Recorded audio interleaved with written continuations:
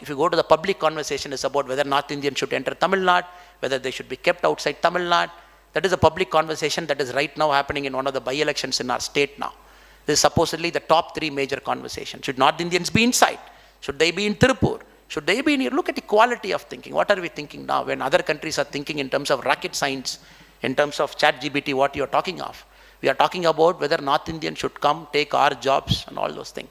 So this is a point of concern, and we have to do much, much better. That is because the quality of public service in Tamil Nadu has hit the rock bottom.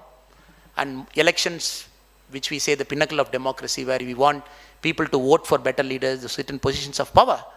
When we have average leaders, again you see, again right now the friends are here. If you see the election happening in Tamil Nadu, especially in Erode, where a by-election is happening, you see 1,000 rupee per day, 2,000 rupee per day. Probably this election would be the costliest election in Indian history after 1947, where the cost of each voter is approximated anywhere between 15,000 to 22,000. So the total money paid for the vote, the total money spent during the canvassing. So where are we heading? So this will go out. Whatever you do as a great man, you want to start a business. If somebody is asking you to pay 20% cut money to start your startup in Tamil Nadu, UP has overtaken us.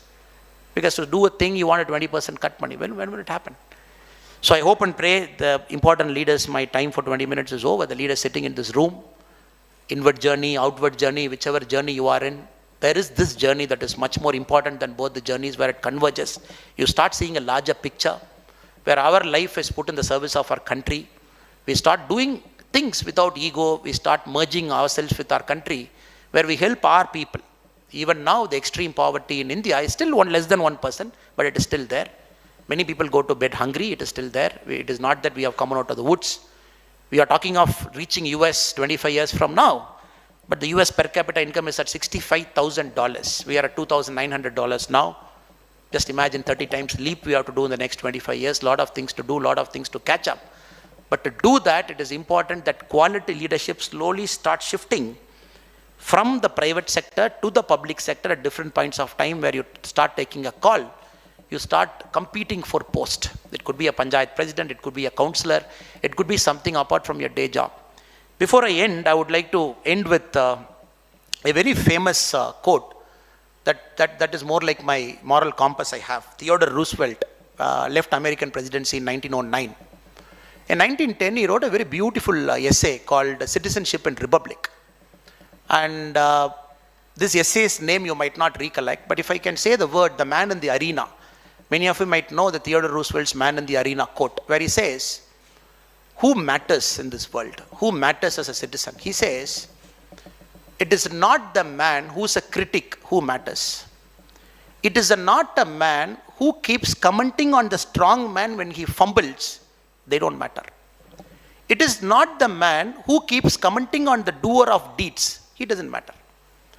He further argues, who matters is the man who gets into the arena, takes the mud, starts the fight with the sweat, with the blood, and who doesn't belong to the timid and the cold souls, and for whom it is equally important either he knows victory or he knows defeat, but not the spectator who sits outside, who neither knows victory nor knows defeat. I think that is important to our country now. Though it was written in 1910, good 112 years before, but we need players in the arena, not worried about system, just go there, fight it out over a point of time. Victory comes, system will get better. Defeat comes, the system will get better. That is one thing as a politician I want to leave this message out to you. Young politicians should come in.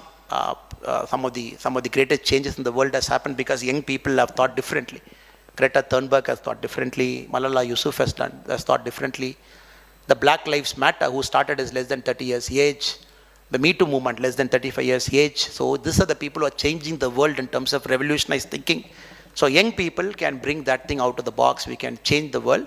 But provided that we also step out and look at larger things in life, especially a public service where you come, you make that little incremental difference here and there so that by 2047 we achieve what we intend to do.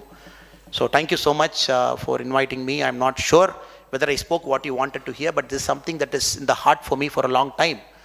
That inward, outward journey, you hope you realize it at some point of time and you look at the larger picture where both resonate, converge, and then your service of life becomes service of people, where the ego is absolutely not there, and probably the country benefits from all the exposure you had, all the education you had, all the great things you have done this point of time. Thank you so much. Jai Hind.